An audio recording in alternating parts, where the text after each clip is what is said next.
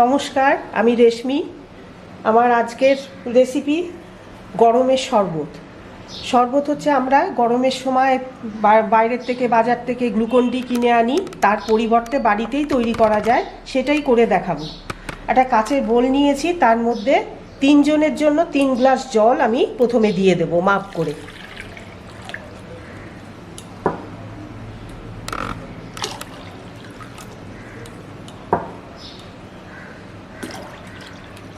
তিন গ্লাস জল দিয়ে দিলাম।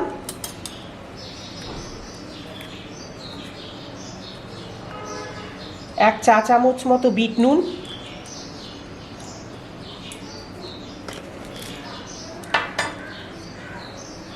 টেবিল চামচ নিয়েছি 3 টেবিল চামচ চিনি দিয়ে দেব। আখের গুড় হলে সব থেকে ভালো হয়, আমার কাছে নেই তাই চিনি দিয়ে করছি। 3 টেবিল চামচ। যেটা শরবত তৈরি করব সেটা দেখাচ্ছি। এই মার্বেলের গুলির মতন এরকম তেঁতুল 3টে গ্লাসের জন্য এরকম 3টে গুলি মতো করে রাখা আছে। আর এগুলো লেবু পাতা, সে গন্ধরাজ লেবু হোক পাতি লেবু হোক, লেবু পাতার গন্ধ হলেই হবে, সুন্দর লাগে খুব খেতে। দিয়ে দিচ্ছি এগুলো।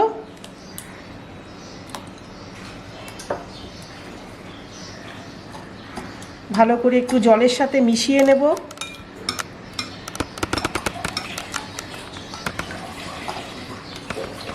যা যা মেশালাম 1 ঘন্টা মতো আমি ঢাকা দিয়ে রেখে দেব, কেননা একদম মজে যাবে, তেঁতুল চিনি সব গলে যাবে, তারপর ছেঁকে নিতে হবে। এখনই যদি সঙ্গে সঙ্গে করি তাহলে তেঁতুলের যে কাতটা সেটা ঠিক মতো পরিমাণ মতো বেরোবে না।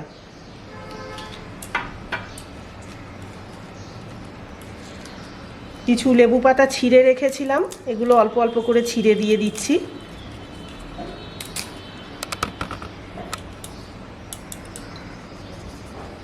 কিছু দিয়ে দিলাম গোটা।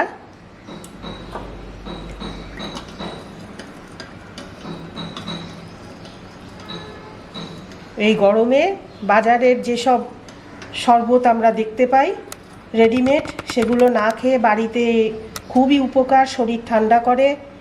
এইভাবে বাড়িতে তৈরি করে নিলেই সব থেকে ভালো হয়। 1 ঘন্টার জন্য একটা ঢাকা দিয়ে দিলাম।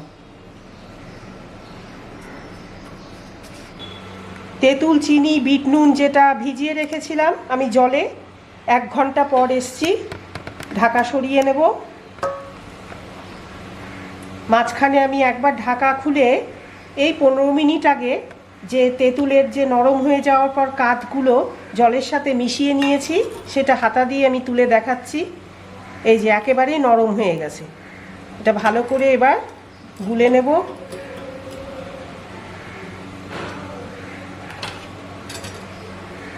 এবার একটা খালি পাত্র আর ছাঁকনিতে আমি এই শরবত ঢেলে নিচ্ছি, ছেঁকে নেব।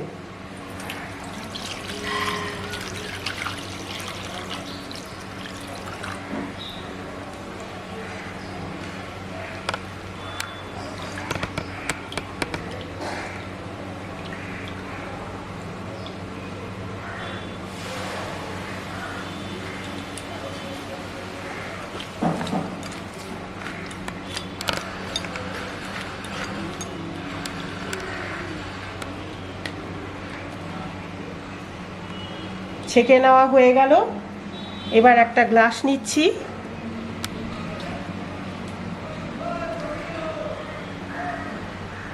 নিচে দিয়ে দিচ্ছি একটা লেবু পাতা, উপর থেকে ঢেলে নেব এই তেঁতুলের শরবত।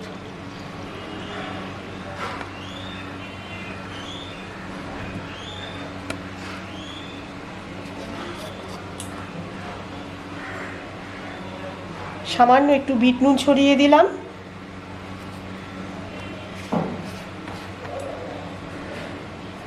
তৈরি হয়ে গেল বাড়িতে তৈরি শরবত।